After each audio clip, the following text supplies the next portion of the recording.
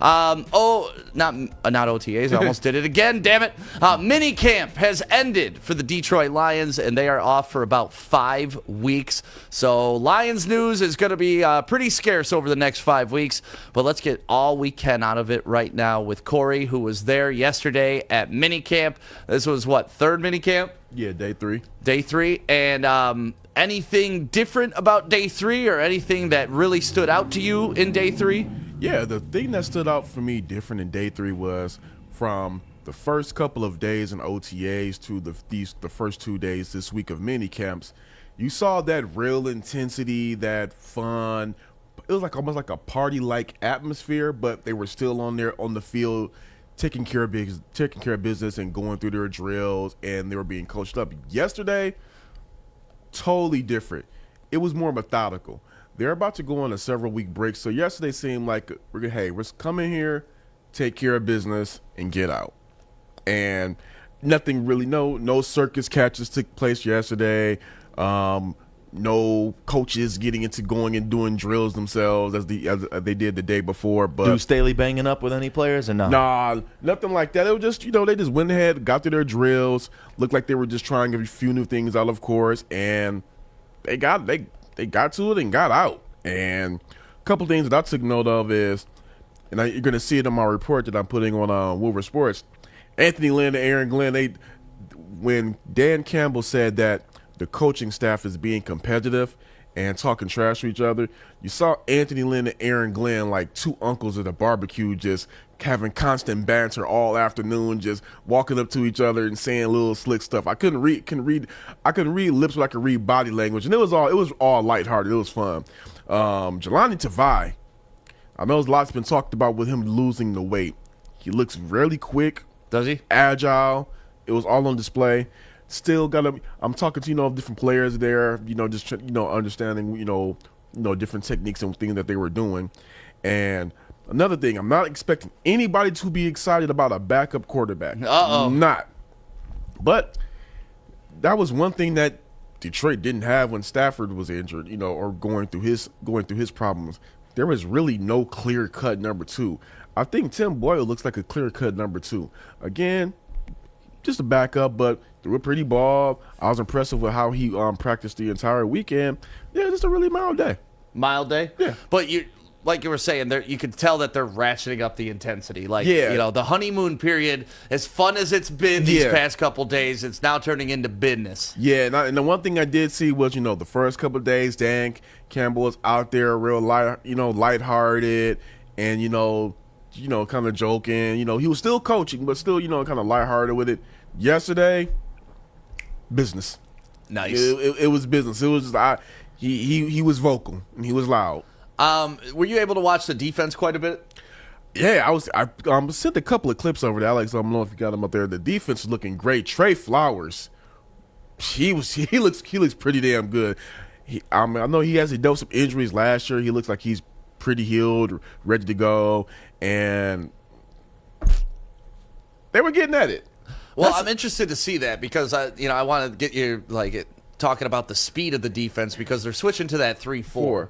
So, really just the energy and the speed and how these guys are being handled is something that I'm glad that you were paying attention to because that's a huge transition. Whenever you're switching your entire scheme and moving guys that were normally hand in the ground down linemen and moving them back as linebackers, it's an interesting coaching adjustment on how you're going to get these guys to play fast, be runners and covering, and less just pressure the quarterback.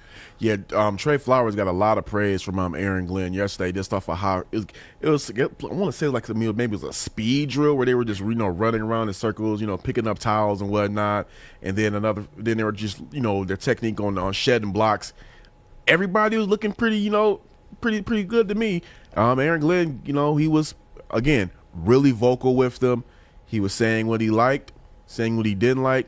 He said a lot of what he liked and gave a lot more praise than he did negative feedback. So I'll say that's a good thing. Yeah, that's great. That's what I'm looking forward to is I was reading about Trey Flowers and how he's just really being good at learning and being coachable because switching to outside linebacker is going to be a big transition, especially being a part of the old defense. And that's the one thing that I did see and that's the one thing that's been consistent from from OTAs to every day in minicamp that I've seen.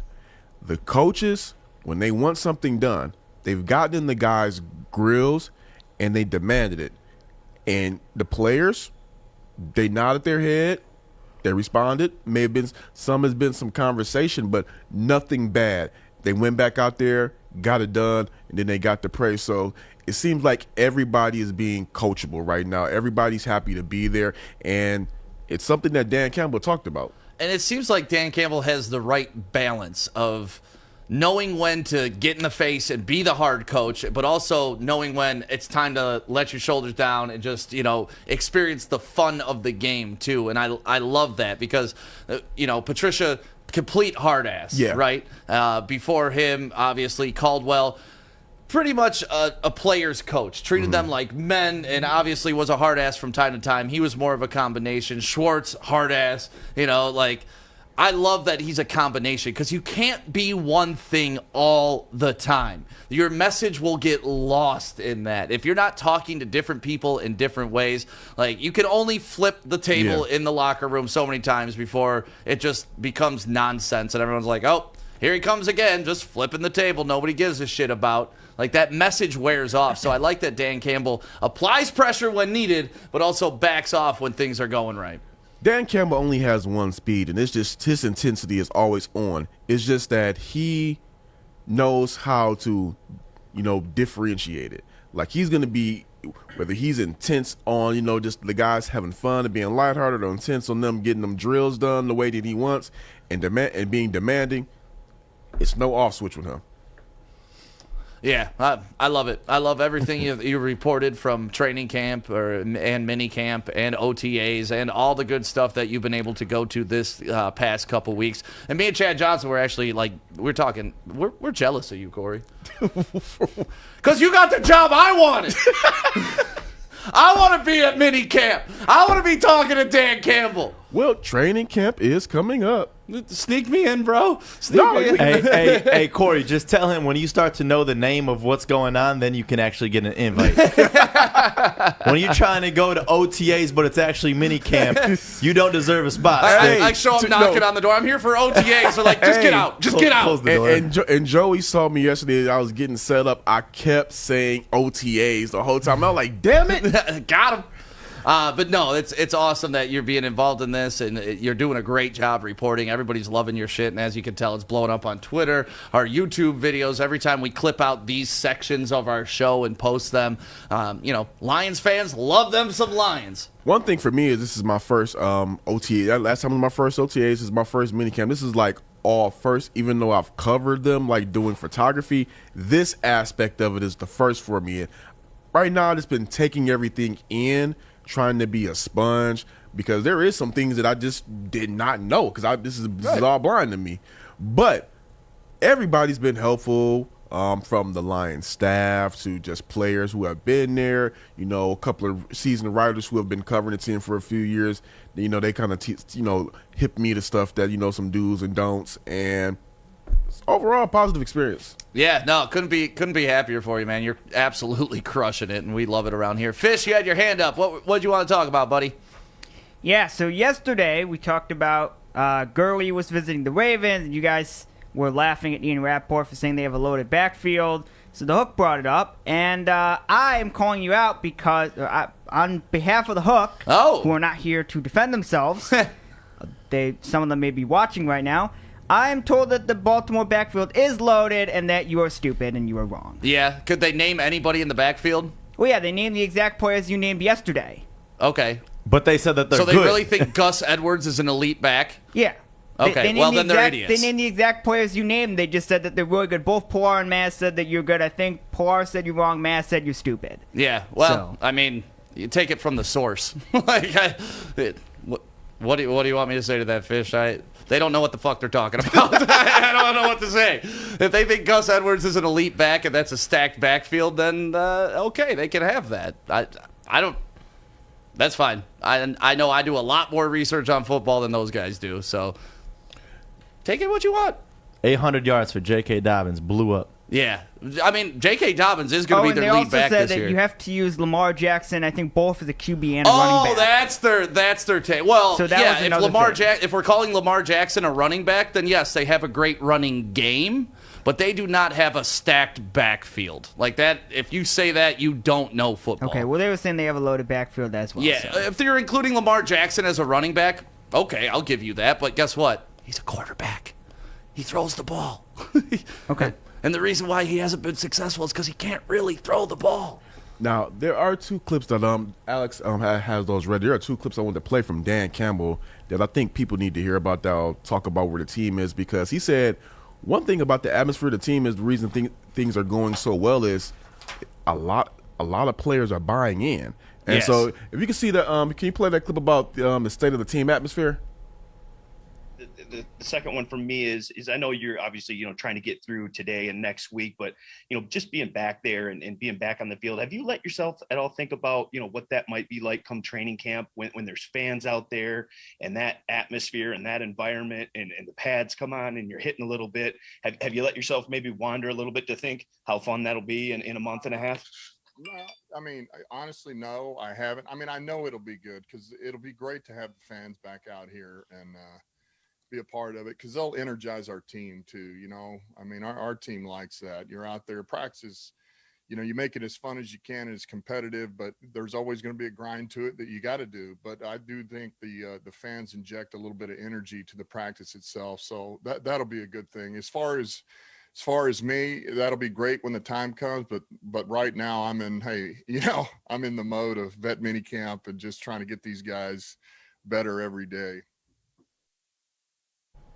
I still love that guy's voice. Like, every time I hear it, I love that guy's voice. And there's one more clip on there that I want to get to. It was talking about how he and the staff are approaching the break they have coming up.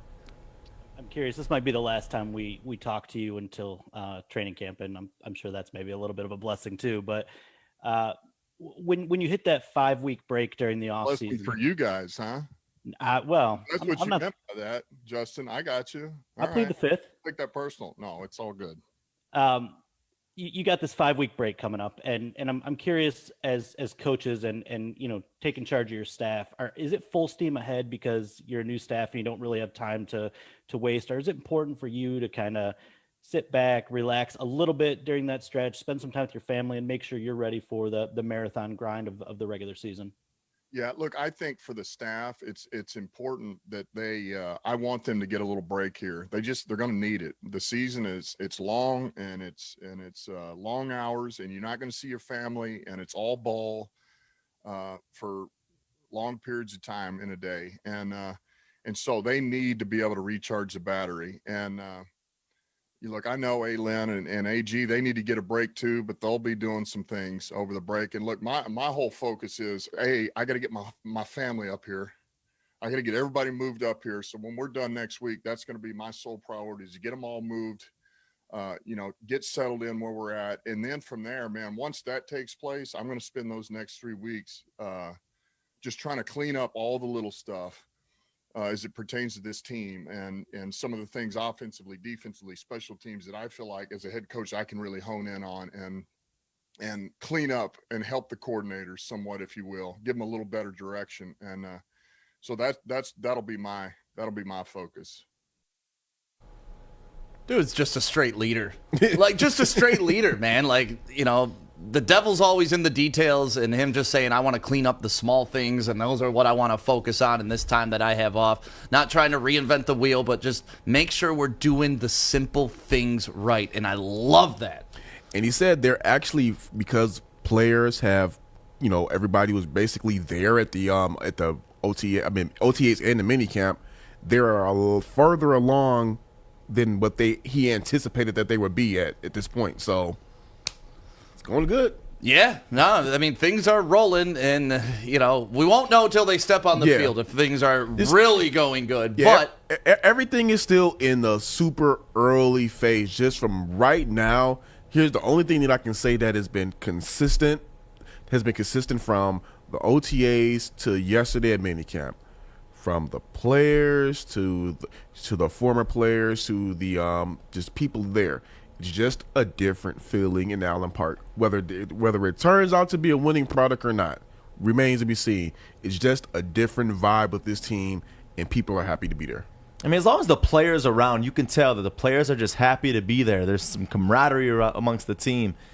It shows that we have a good leader. I'm not even going to say great yet because he makes us feel freaking amazing through the roof. I want his voice is freaking my new Siri on my phone. And this is the one thing. That'd be great. Amazing. Sorry. And this is the one thing, I don't know how I missed this. This is the one thing that I forgot to mention.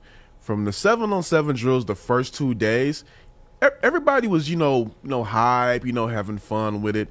Yesterday, it was a lot of shit talking. Oh, nice. It was that notch turned dialed up. The switch flip.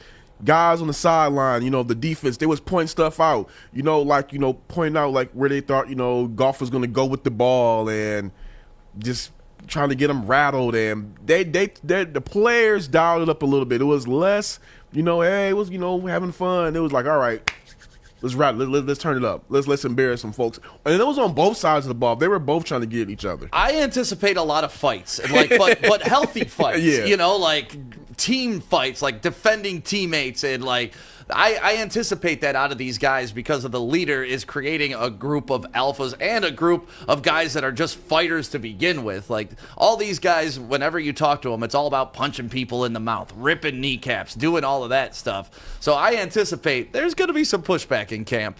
And just competitiveness. That's what it comes down to. We need people that are down to compete. I've never been to the OTAs and minicamps, so I don't know how it used to be, but I guarantee you that there was no competitiveness at those practices at all. No one wanted to be there with Patricia. No. That was the thing. Well, again, like I said, I don't want to say his name, but a former Lions player, I was asking him, to break down some drills because, again, you don't know what you know what you know. But, so anyway, I asked him to break down some of those drills, and he was just smiling, and I was just asking him why, and he was just like, I know last year they had to do certain things because of scheme, but just their technique right now, night and day different.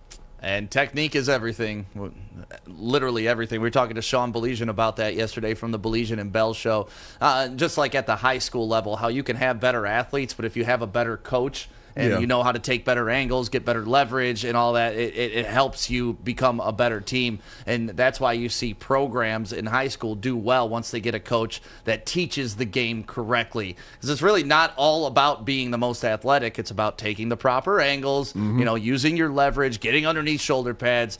And I hate to sound like Rod Marinelli right now, but you need a sharp shovel and the will to win. But yeah, so great things out of Lions minicamp. Kory, glad you were able to be there and report it to us. If you want to check out any of Kory's articles, they're up right now, woodwardsports.com.